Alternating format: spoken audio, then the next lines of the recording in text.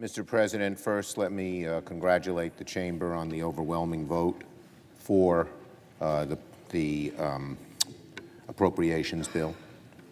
It is good news that we have passed it by a lot. I hope the House does it by a lot as too. But I need to comment, Mr. President, on the news that President Trump may declare a national emergency in an attempt to build his border wall.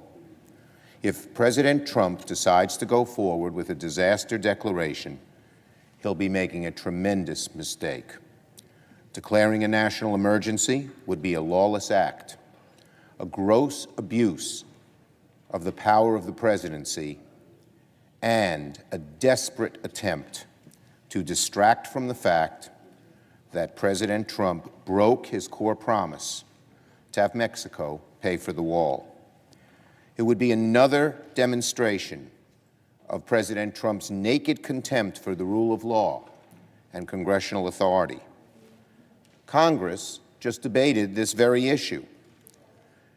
There was not support for the president's position. Congressional intent on this issue is very clear. The president's wall has been before Congress several times and has never garnered enough votes to even merit consideration. For the president to declare an emergency now would be an unprecedented subversion of Congress's constitutional prerogative. The fact of the matter is, this is not an emergency, and the president's fear-mongering doesn't make it one. A policy dispute about our southern border does not constitute a national emergency. Democrats support and have always supported strong border security.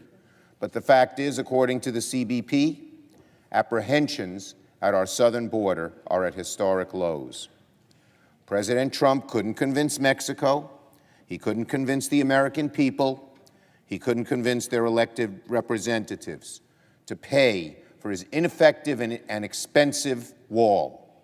So now he's trying an end run around Congress in a desperate attempt to put taxpayers on the hook for it. Make no mistake, Congress will defend our constitutional authorities in every way that we can. I yield the floor.